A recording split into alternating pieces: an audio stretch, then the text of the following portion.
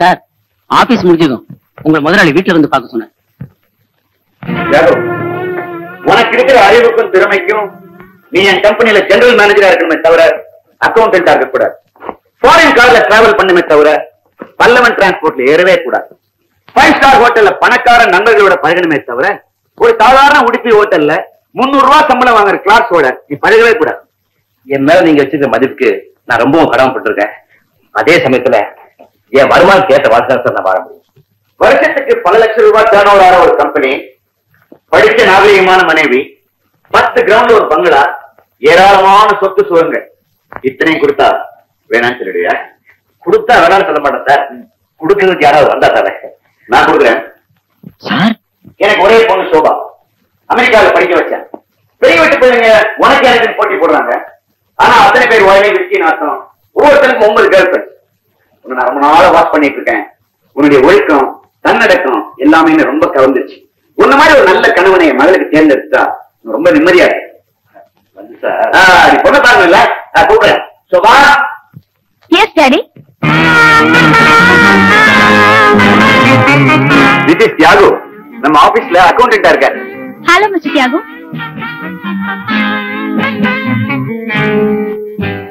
ஏன் சார், இதுதான் உங்க மகளா? Yes, she is my daughter.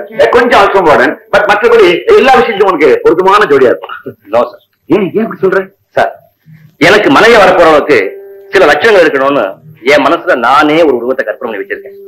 அதுக்கு கிராப் இருக்காது, கூந்தல் தான் இருக்கும். ஜீன்ஸ் பெல் பாட்டிலும் போட்டு அலையாது. 8 கஜ புடவுக்குள்ள அடக்கு கொடுக்குமா. உருவத்துக்கும் ஒழுக்கத்துக்கும் என்னப்பா சம்பந்தம்?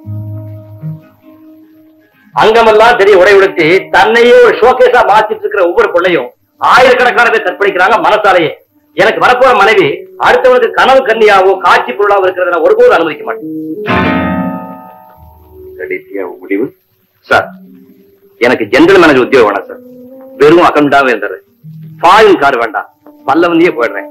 5 ஸ்டார் ஹோட்டல் வேண்டாம், சாதாரண உடுப்பி ஹோட்டல்ல 300 ரூபாய் சம்பளக்காரன் கூட எப்பவும் போய் வாழ்ந்துறேன். வரேன்.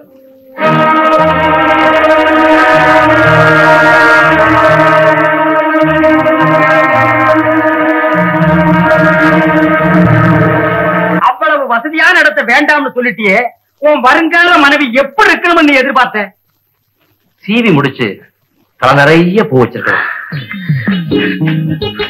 நெத்தில அகலமா ஒரு குங்குமம் போட்டு, 8 கஜ புடவைய இழுத்து போத்துற மாதிரி கட்டிடணும். கால்ல மெல்லிசா ஒருசு மாட்டிக்கிட்டு குடும்ப பாங்கா இருக்கணும். கையில புரிசோட குச்சி ஒண்ணு இருக்கணுமா? அதெல்லாம் எதுக்கு? வயசு எத்தனைக்குள்ள இருக்கணும்? மனசு மட்டும் ஒத்து போயிட்டா வயசு என்னப்பா வயசு? நல்லா இருக்குங்க. அப்புறம் என்ன? நான் எதிர்பார்த்த லட்சணங்களோட ஒரு பொண்ணை சந்திக்கிற சந்தர்ப்பம் கிடைச்சது. அன்னைக்கு ஆடி கிருத்திகை கோயிலுக்கு போயிருந்தேன்.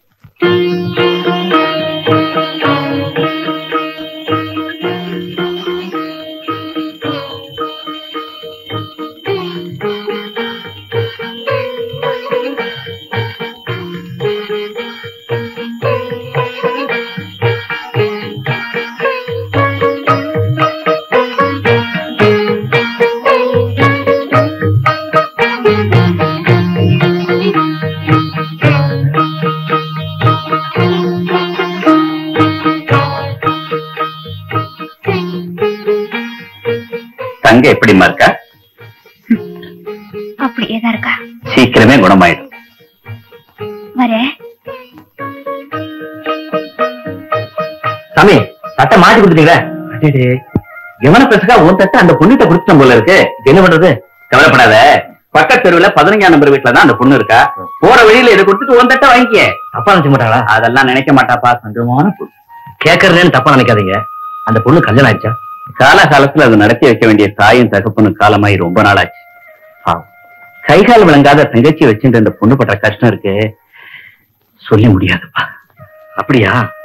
அப்ப வருமானத்துக்கு லட்சுமி சரஸ்வதி அம்பாள்னு படங்களுக்கு மாடலா போய் போஸ்ட் கொடுக்குறா. 50 100 கொடுப்பா போல இருக்கு. அதான் எங்கேயோ பார்த்த மாதிரி இருக்குன்னு நினைச்சேன். இப்பதான் புரியுது. அந்த பொண்ணு விஷயத்துலதான் பகவான் கண்ணை திறக்கணும். நட்சத்திரம் 1 கிருஷ்ணமூர்த்தி.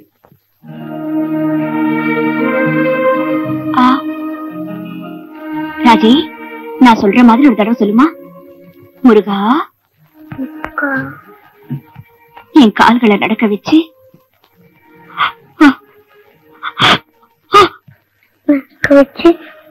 கைகளை விளங்க வச்சு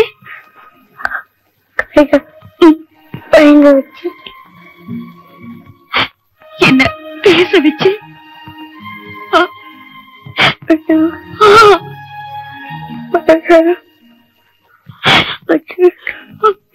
என்னையும் வாழவை முருகா.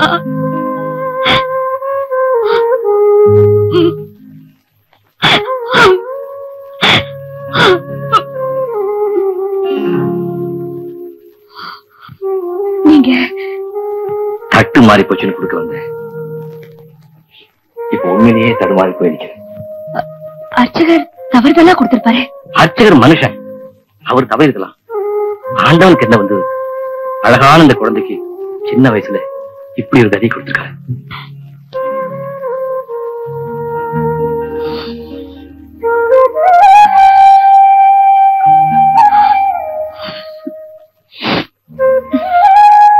இந்தாங்க உங்க தட்டு.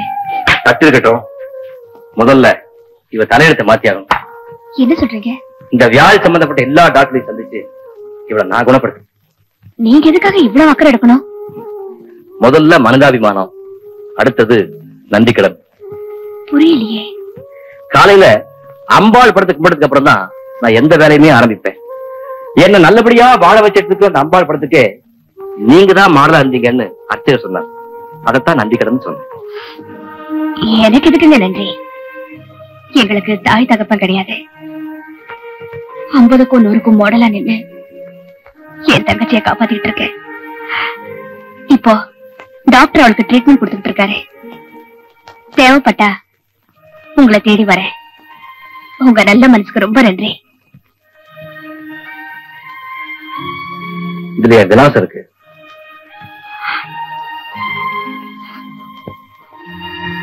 உங்க அர்ச்சனை தட்டு பரவாயில்லைங்க. இந்த குழந்தைக்கு எந்த உதவி செய்யறதுக்கு நானும் ஒருத்தர் ஞாபகப்படுத்த அந்த தட்டு இங்கே இருக்கட்டும்.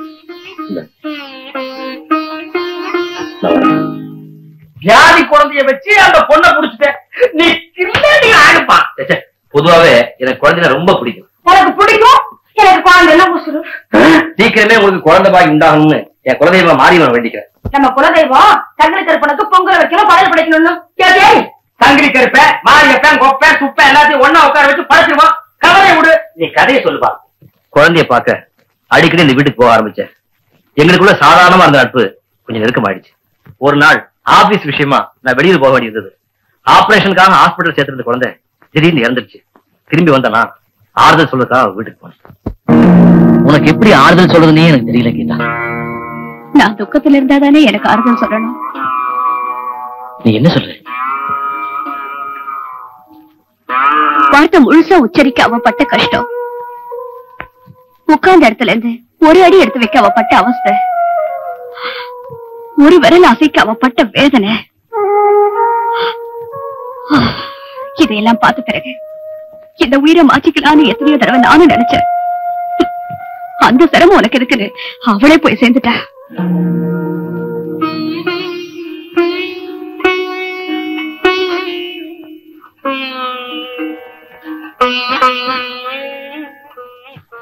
அவளை பறிகொடுத்தும் கூட நான் ஒரு ஆத்ம திருப்தியோட இருக்கேன்.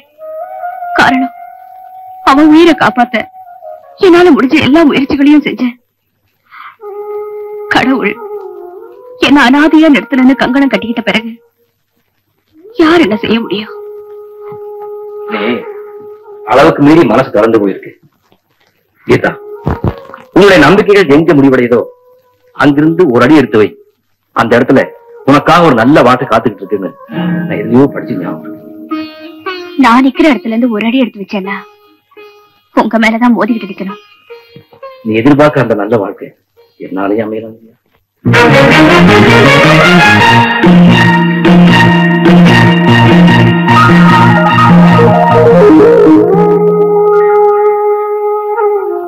கீதா, எனக்கு மனைவியா வரப்போறவ எப்படி இருக்கணும்னு நான் ஒரு இலக்கணம் வச்சு வச்சிருந்தேன். அந்த இலக்கணத்தை எந்த இடத்துலயும் மீறாத ஒரு அழகான கவிதையா நான் உன்னை பாக்குறேன். நீங்க நினைக்கிறது தப்பு. இந்த கவிதையிலும் இலக்கண பிழை இருக்குங்க. அத பத்தி எனக்கு கவலை இல்லை. இந்த கவிதையில் இருக்கிற அழகான வரிகளுக்காக அதுல எத்தனை பிழைகள் இருந்தாலும் மன்னிக்க தயாரா இருக்கு. நீ விரும்பினா காலம் பூரா இந்த கவிதையை என் நெஞ்சில வச்சு பாடிக்கிட்டே